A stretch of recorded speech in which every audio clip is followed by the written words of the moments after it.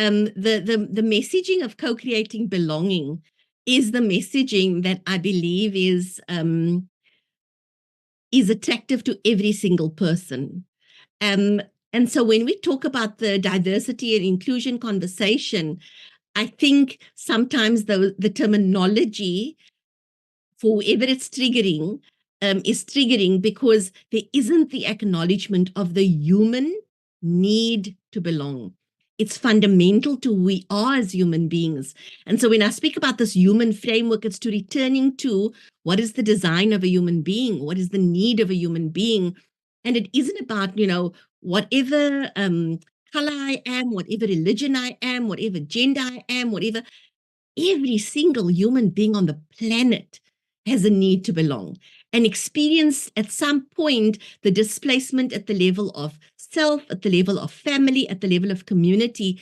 And these conversations about diversity is to really look at how do we return to an essential state of belonging.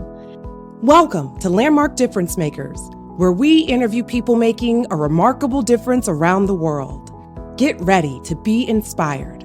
Let's jump in. Hello, everyone. Welcome. This is another episode of Landmark Difference Makers, and today we're going to be interviewing Hani du Toit, who's a South African inclusion expert, an author, and who's certified in conversational intelligence.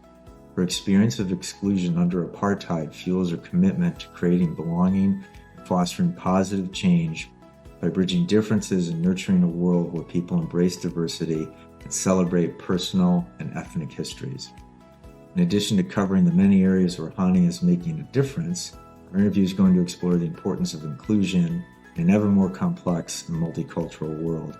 Hani, welcome. Thank you for being here. Thank you for having me. I really appreciate the invitation. Well, it's really a pleasure to have you. And, I think the place I want to start, I'm old enough to remember apartheid, but I don't know that everybody in the audience is necessarily going to have a memory of it. So could we just start by explaining what apartheid was while it existed? Yes, so it's a very big question.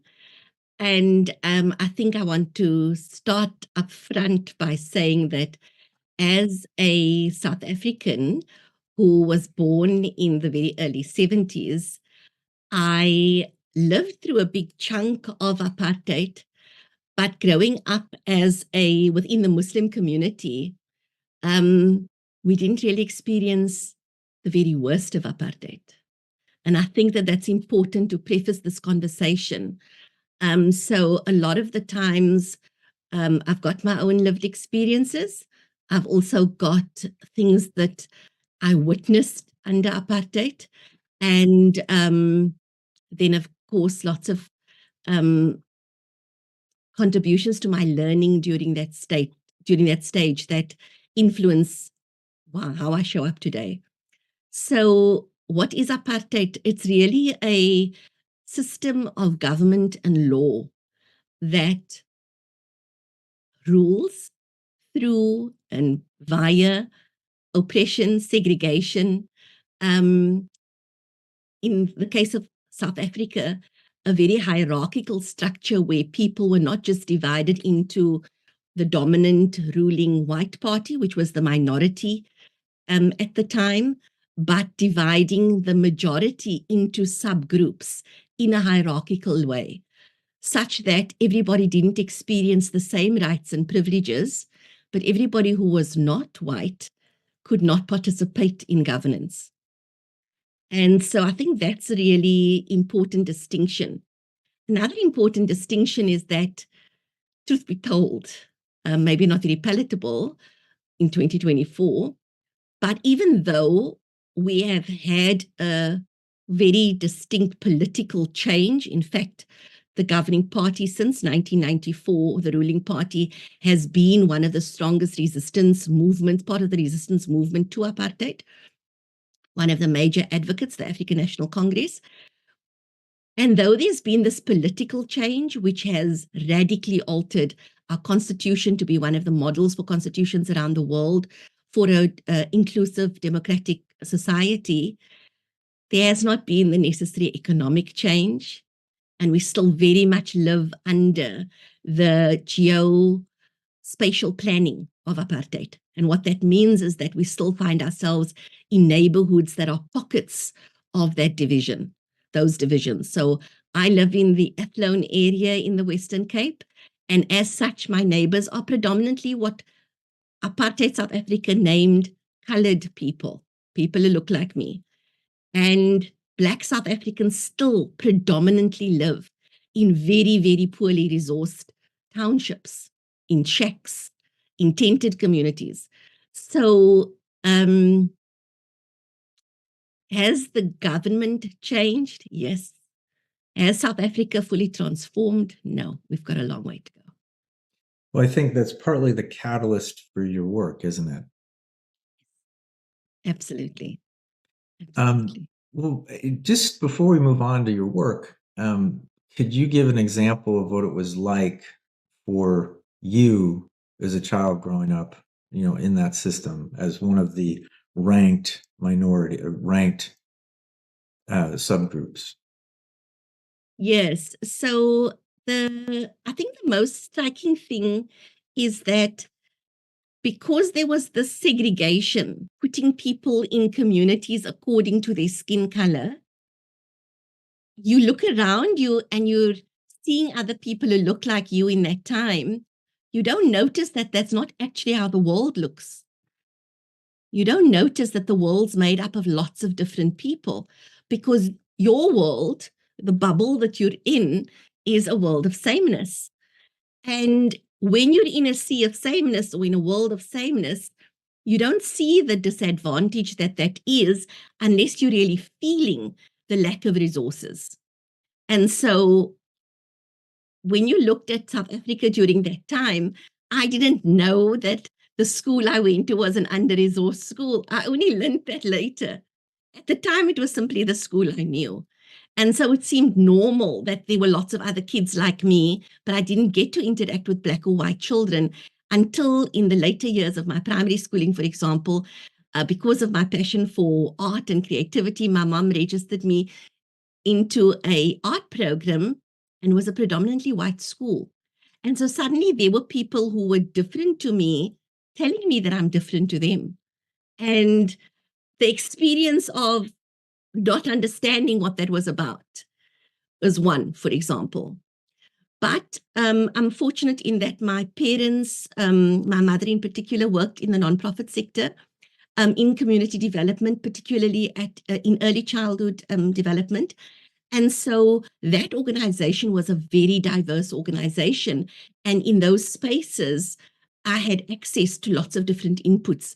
And to seeing my parents model this simply inclusive way of engaging. So there was this separation between what I'm seeing in that world over there, what my everyday life looks like, and starting to understand that there's something amiss. Then, as a child, I was possibly there's lots written about the 1976 uprisings, particularly student uprisings. And at that time, I lived in a neighborhood where we were surrounded by, literally within 2 blocks of where I lived, there were at least 4 different high schools. High schools were predominantly, and universities, they were leading the protest movements at that time, very much the way universities are still doing so today. And but as a 5-year-old, I had no clue what was happening when I was playing in a neighbor's garden and suddenly heard military tanks coming down the road, hundreds of kids screaming and running, lots of soldiers and police with batons beating the students, and me being absolutely terrified and hiding under a tree in my neighbor's garden, being tear gassed and not knowing I'm being tear gassed, simply struggling to breathe and having itchy eyes. And my parents were working. This happened in the middle of a school day. I'd possibly gotten home from creche early. I don't know if I was at creche. I just remember that particular scene, the horror and the terror of it, and actually only making sense of it probably at the age of 16 when I was a protester at high school, when I was participating in the protests of 1985 and 96 and 86, and kind of accessing that memory and understanding what probably went on then. So disruptive, yes. Noticing things like the power that police have over adults who are Black or brown, to have people that would show up in my life as big, bold, strong people and see them cower in the presence of police who were much younger than they were, but wore uniforms, possibly had an Afrikaner accent and had authority. Had the authority to arrest them or had the authority to change life radically in a moment. Another memory that comes up is someone who worked for my parents needing to hide under the bed because when the police were coming around to homes and doing searches of any Black people who did not have the passbook to give them the authority to move in the cities. And the person who worked for them at the time didn't have this book, was still employed by my family. And so we needed to hide her away so that she wouldn't be arrested, possibly so that we also wouldn't be arrested. Those are memories that I have of that time. Mm. Well, there is a pushback against the whole idea of diversity, equity, and inclusion. That's what we would call it in the United States. And, when we were talking earlier, it appears that a lot of that pushback is based on a misunderstanding of what it actually is. So why is after the reforms, after the political change, after a level of awareness that I think is unprecedented in human history, where we can access cultures in ways that weren't possible even 25 years ago, why does it remain so important? Yeah, another big question, and I think it's critically important for a very simple reason that most people would probably be able to point out, and that is human beings tend to repeat cycles of history. We don't tend to learn from our history. And we need to be deliberate about paying attention to what the factors are that cause us to spiral into our lower selves, that cause us to fall back into low levels of maturity where we clamor for power and domination, and when we're driven by fear, and when we live from our threat responses, our survival responses. If we don't understand that, if we don't understand what we're afraid of, even around the diversity, equity, and inclusion, belonging conversation, then that points to the need for the conversation. Because we will repeat, and we're seeing that playing out in the world. We're seeing that playing out where we've lived through the traumas of South Africa's apartheid. And here's the interesting thing I always say to people, isn't it interesting that in 1948, the NATO agreements were signed, the world's commitment to never have something as horrible as the Holocaust repeat itself was the declaration at the Nuremberg Conventions even. So if we look at that history, South Africa and the State of Israel were formed in that same year. How do we do that? And then notice what unfolds from there. If we look at history. So if we're not going to look at the fundamental ways that we are possibly triggered by difference in each other, and it can be small, I was saying to you earlier on, and I didn't get to finish the story I was wanting to share. When I visited the United States in 2017, I was traveling on the subway in New York City. And I, as a South African who fought against apartheid, who saw myself as a student activist wanting to herald in this new era of freedom and justice and equity, I identify as a Black South African. I identify as a South African who fought for freedom. But sitting on the subway in a carriage with two other Black people sitting on the bench, my smiling and acknowledging them wasn't interpreted as allyship or we are one. I was very aware by the stoic non-responsiveness that I received, and what this gentleman then piped up on his phone and said, that I'm not seen the way I think of myself.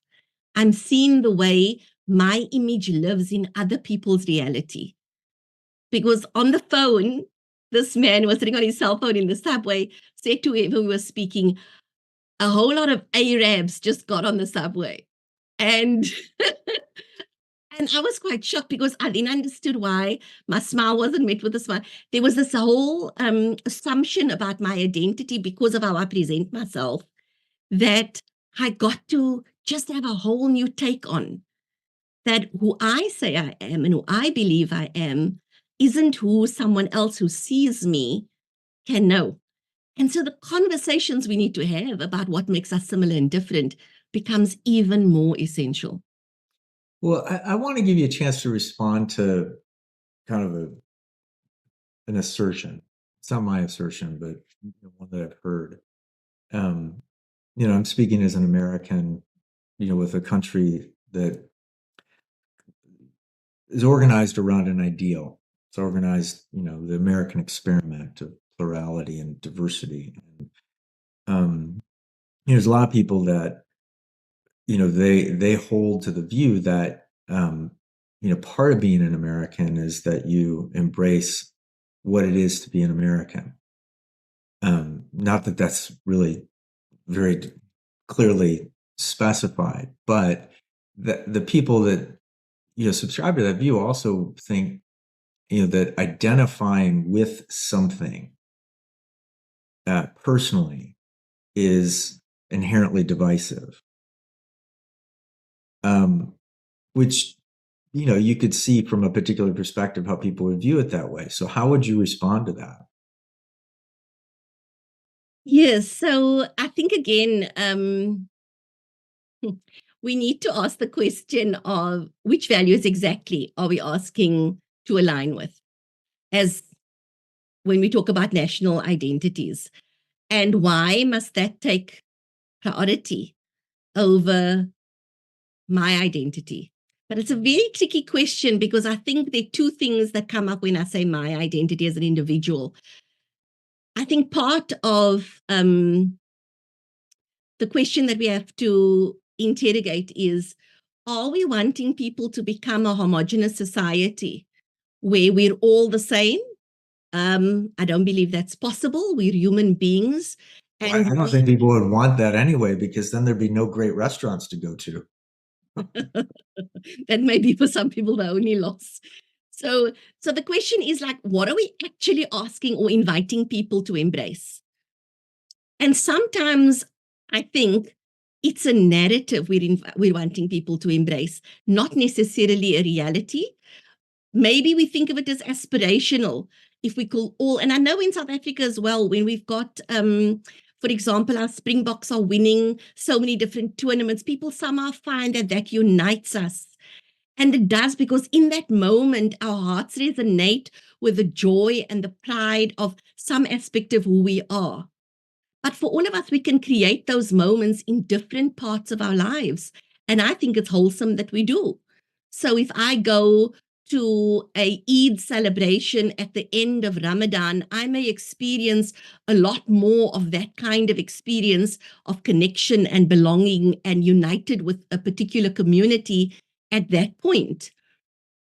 But how is that divisive for me in my broader community? How is that divisive? So I think we need to be very mindful of the narratives we're wanting to take on board. Because if we say with the to be American, I'm going to guess that we're pointing to the narrative of the land of the brave, the land of the free, that our dreams can get made there, your dreams can become a reality. But we do need to be mindful of what came before that. At whose cost was that dream made? At whose expense is that narrative and that flag flown?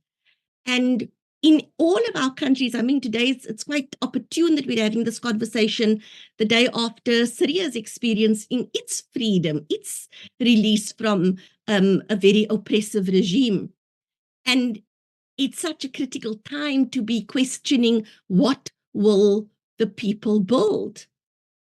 And Right. what will those who are powerful, let's hold space for the people to build? Because it's so easy for us to want to transplant our values everywhere else in the world in the assumption that we know what is good for the world. And so, in as much as I'm speaking about that at that level, for me too, it's for me to decide what aspect of my identity is it my South Africanness first? Is it me and my being a woman first?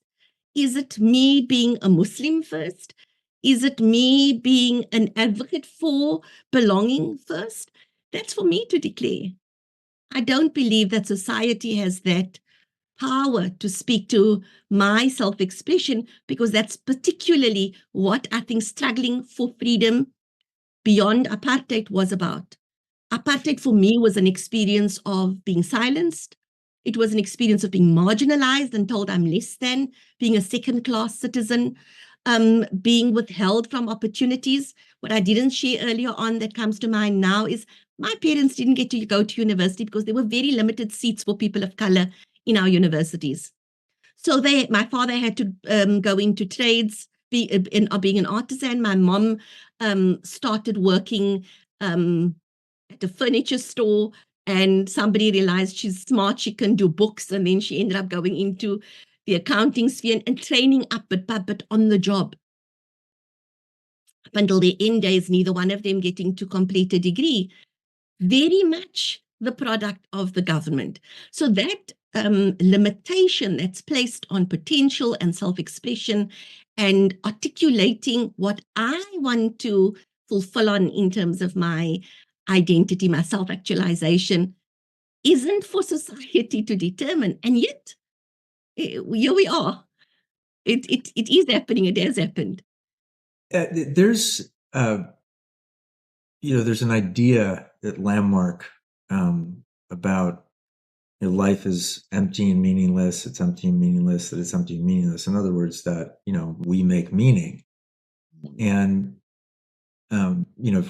if all the massive DNA database that now exists has revealed that there's how fluid identity, culture, et cetera, is over the course of all of these centuries, and that what we identify with today would be something that would be a novelty to somebody 200 years from now, or unimaginable to somebody 200 years back in history. But how, in your work, how does what you've participated in Landmark support you in it? I mean, I see kind of some Venn diagrams, but I just wondering what you see. Yeah, that's lovely. Definitely, I don't think I would be doing the work I'm doing if I had not done Landmark's work. I think the thing that strikes me most, in fact, one of the models that I've created in my work is called the human framework. And emergent from my practice and participation in Landmark was the striking thread, this constant thread, that the conversations that are held and convened by Landmark is a conversation to experience our shared humanity. And that's quite a bold takeaway, I think, and quite an important takeaway from Landmark's work. And it definitely weaves a major golden thread through my work today, that if I can support people in experiencing their shared humanity, regardless of any identity markers, regardless of however they may want to be identified, that they experience their shared humanity, that they experience this thread of commonality in the face of what's apparently different, then I would say that is what I've taken away from Landmark that still continues to feed and inform my work. That I think that's very powerful. You talked earlier about how the government changed in South Africa, and that there are parallels, I think, in a lot of countries and cultures where a policy change creates a right, and people may even be exercising that right, but the legacy of the history of the inequality persists, and often it's economic. And I subscribe to the notion that what really causes real shifts is human connection. Mm. That I personally work with a lot of young people that um, you know from historically disadvantaged communities, and um, I know that there's a lot of resources in place available to them, even, but not what shifts consciousness is people connecting with other people. Yeah. And it's obvious you subscribe to that too. But in your work, how do you affect that? How do you affect that in an exponential way? So I've just got that picture that was on the screen now was about the cornerstones of conversation and connection. And that's a product I developed this year. Well, I launched it this year. I've developed it over the last 5 years. And it speaks to that exact thing. But you're saying exponentially. You know, I think that we kind of have to manage the balance between wanting to do everything at scale and being meaningful in every conversation we have. And I think that sometimes takes slowing down and being fully present right now. You and I have just had a couple of, I mean, this is probably our second conversation, I think. And yet there's an experience in the conversation of what's resonant between us and what our where the shared commitment is. And so that product, the Cornerstones of Conversation, is a card set, a deck of cards that just challenges people to start paying particular attention to when I enter a conversation, what am I actually going to hold space for? And what do I need to release to hold space for that? Because if I'm clutching onto my view and I'm clutching onto my past and I'm clutching onto my beliefs, then there isn't an open hand to hold onto something new, to receive something new in the conversation. And then the second and the third and fourth cornerstones are about listening and speaking. And in that order, holding, releasing, listening, speaking, because connection is felt, experienced when I'm present, when I'm deeply listening, when I want to hear beyond what you're saying, and when I'm willing to let go of what I already think of you because of whatever I think of people who wear yellow spectacles, or whatever I think of people who wear hoodies, or, because all of that goes on for us. The people who are looking and seeing a woman with hijab on the screen have something going on for them.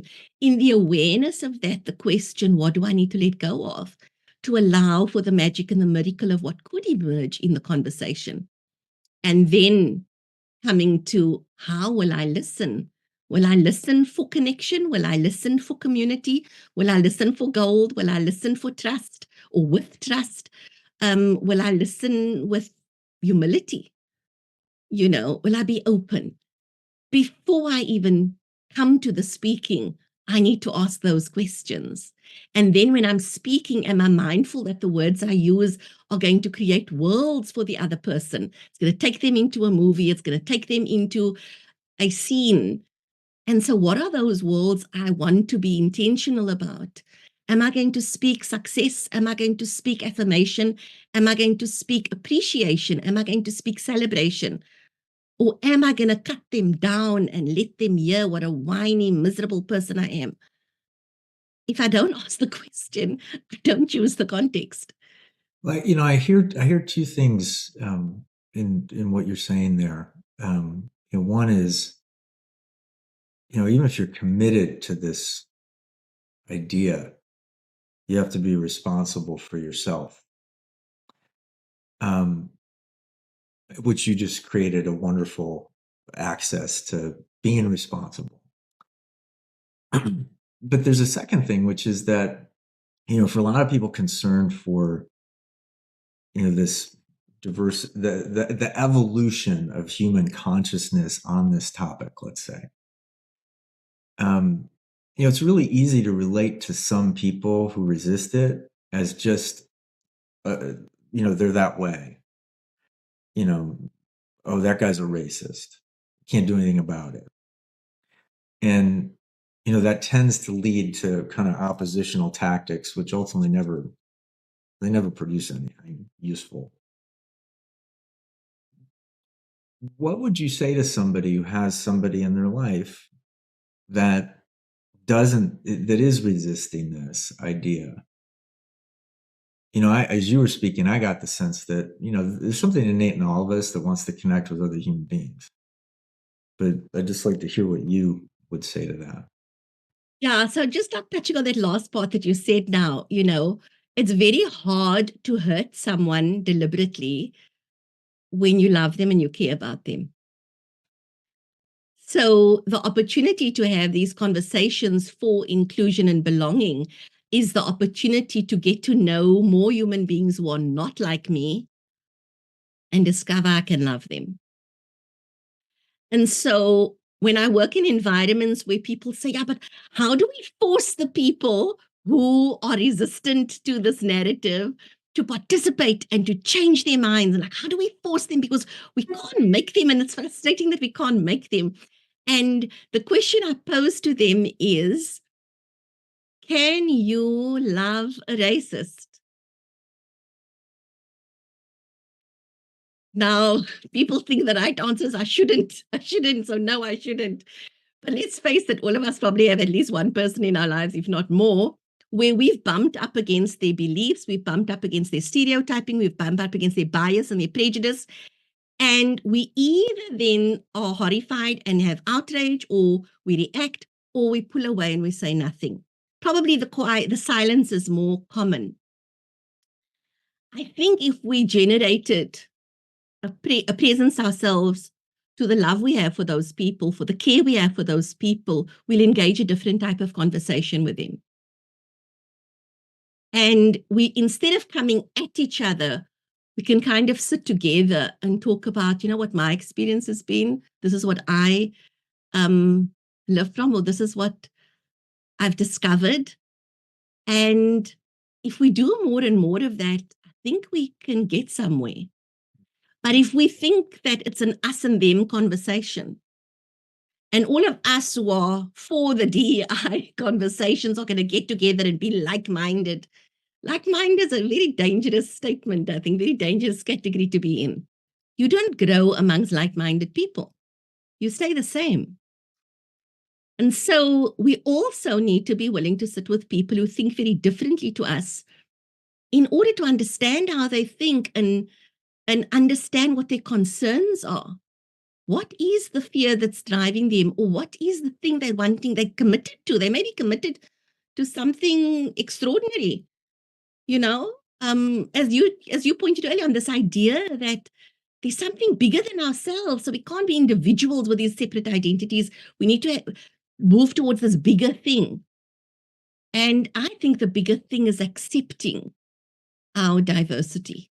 I think the bigger thing is being able to sit as a Muslim with an atheist and a Jew and a Hindu and a Buddhist and be fascinated by our shared interest in what happens after death, for example. And have that conversation, not because we are the same, but because we are different. And that for me sounds like I'm probably going to have a perspective after that I didn't have right now. And that's what's... Yeah, as you're speaking, you could have a conversation to explore, or you could have a conversation to conquer. Right. That's such a powerful distinction. So Yeah. coming back to what I said about the human framework, the beginning of my work with groups of people or even individuals, the H in the human framework, so it's an acronym, and the H in the human framework is heart-centered. Because when we want to come from the space of conquering and being right, This is the fact about what happens when you die and after. If I come from that perspective, there's nowhere for the conversation to go. If I come at it from the heart center, I want to care about you and I want to know, Seamus, what matters to you if you're facing, end of life, or, I don't know why I raised that part of it. It's present for me. I've just registered to train as a death doula, actually. So maybe that's part of why it's present for me. But if I brought that conversation from what do you think matters most in those final months, days of one's life, if you're facing end of life, I can bring a curiosity. I can start to express compassion. There are a lot of things I have access to that sits in the heart space: courage, curiosity, care, compassion. But if I come at it from my head and I say to you, you'd better do this because I know what's good for you, then I can't access those things. I'm coming from an ego space then. And so the invitation to have these kinds of courageous conversations from the heart center is an invitation to try to bypass the ego, which is a manifestation of the mind. It needs to keep our identity firmly in place and the protectiveness of our identity firmly in place, instead of activating care, curiosity, wanting to discover, wanting to be in a space where I can see something that I can't see right now, and I can't see from what I already know. But that means my relationship with what I know isn't that it validates me. It's really just, the beginning of something, the beginning of everything else that exists out there. One of the things that I also like to explore is, if you care about this topic, you're inherently setting out to educate people. And, for some people that have experienced the oppression, or they've experienced the consequences of this part of human nature, is it right to ask them to be responsible for educating people?